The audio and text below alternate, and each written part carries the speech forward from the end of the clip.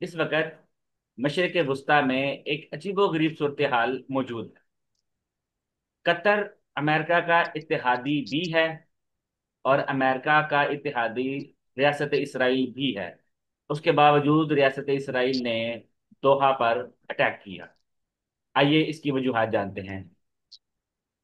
आप देख रहे हैं आप न्यूज़ चैनल। मैं हूं आपका होस्ट अमजद अता और मेरे साथ हैं हमारी को होस्ट मिस सबा हदायत साहब।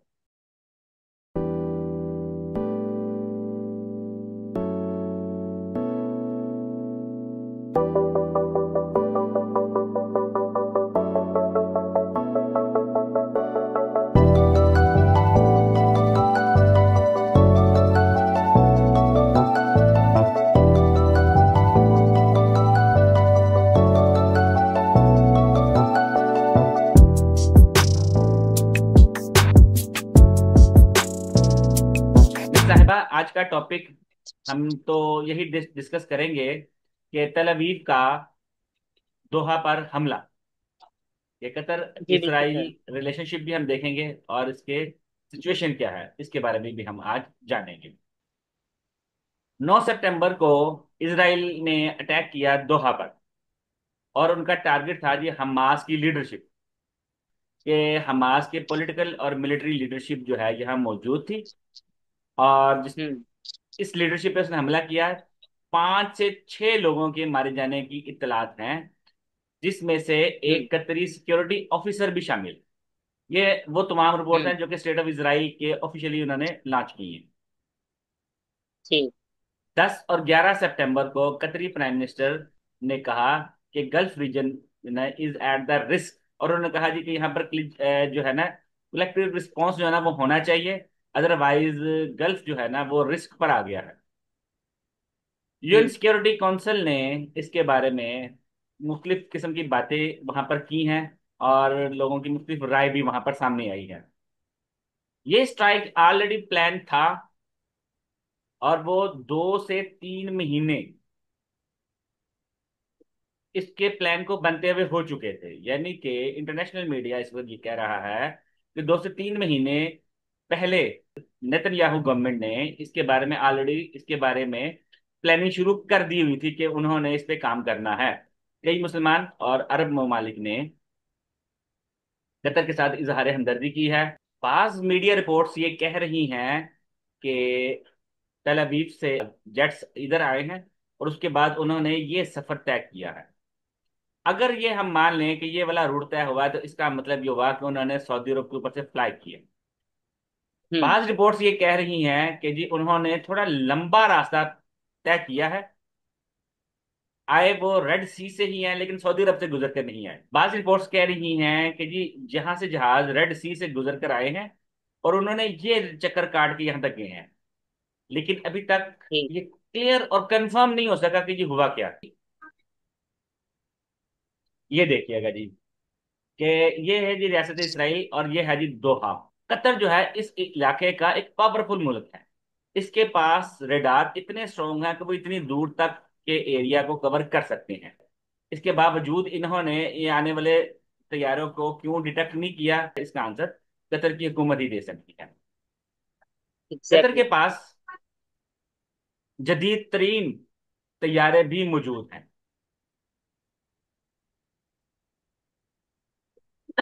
कतर के पास F-15 तैयारे भी मौजूद हैं, राफेल भी है।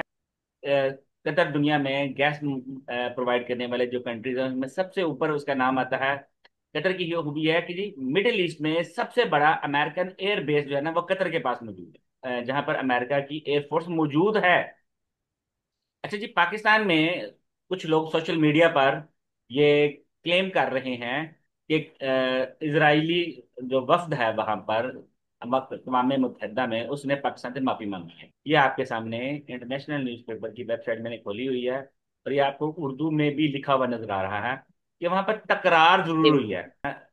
इजरायली वफ्द ने पाकिस्तान का नाम इस्तेमाल किया है। इजरायली नुमाइंदे ने कहा कि ये कैसे मुमकिन है, ये हकीकत को बदला नहीं जा सकता कि उसामा बिन लादेन पाकिस्तानी सरजमीन पर मारे गए।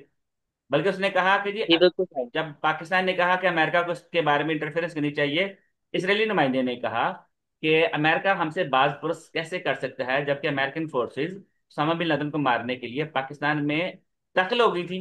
और आप ये देखें कि वो बता रहा है कि ये पाकिस्तान उसामा बिन लादेन का हवाला देते हुए इसे कतर में किए गए इसराइली हमले के जवाब के तौर पर पेश किया। मिस्र भाई, आपको पता है कि उसामा बिन लादेन का ये जो वाकया हुआ था, जब अमेरिकन फोर्सेस जो है पाकिस्तान में एंटर हुई थी, उस वक्त पाकिस्तान में किसकी हुकूमत थी? कि सर पाकिस्तान में पीपल पार्टी की हुकूमत थी। सईद यूसुफ रजा गिलानी पाकिस्तान के प्राइम मिनिस्टर थे और आसिफ अली जरदारी साहब पाकिस्तान के प्रेसिडेंट थे। ये है जी वो स्ट्राइक के मनाजिर। और ये है जी वो एरिया, वो बिल्डिंग जहां पर ये हमला हुआ। जी मिस साहबा, इस सिलसिले में आपका कोई सवाल है तो बताइए।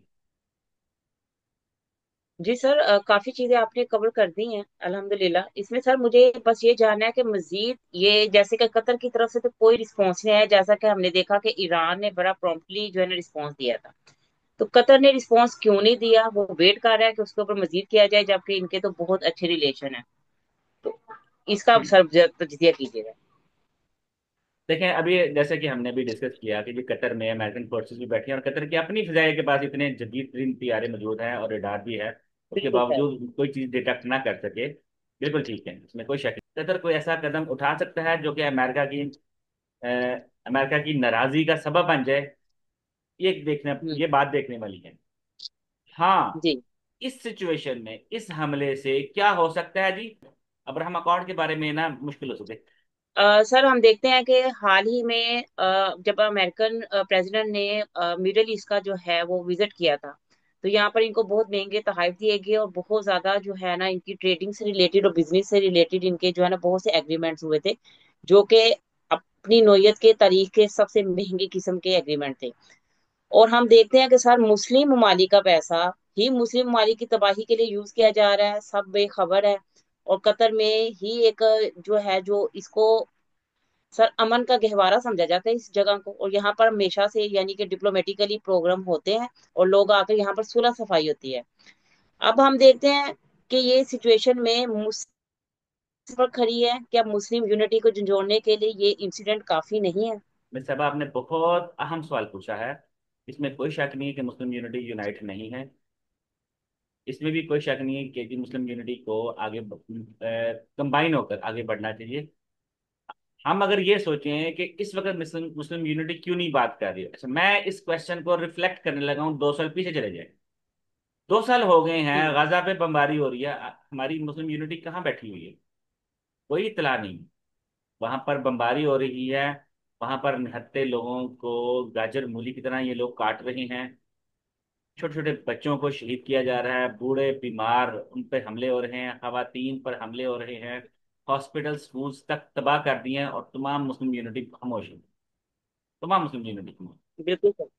सर लास्ट 6 मंथ में 35,000 लोगों को गजा में जो है ना वो शहीद कर दिया गया। और मुस्लिम यूनिटी फिर भी खामोश है।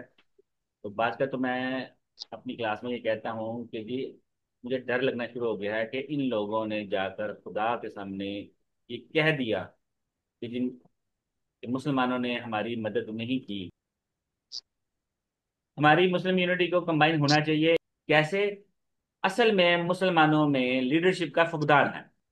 कुछ लोग आए जरूर थे माजी में, उन्होंने परफॉर्म भी किया, लेकिन कोई भी आगे चलना था। With the passage of time सब चीजें डिस्टर्ब हो गई और खत्म हो गई। आज की इस एपिसोड का वक्त खत्म होता है। नेक्स्ट एपिसोड तक आप हमें इजाजत दी कि इस दुआ के साथ कि अल्लाह ताला मुसलमानों और खुसूसन पाकिस्तानियों की तमाम मुश्किलात को आसान करे। पाकिस्तान जिंदाबाद।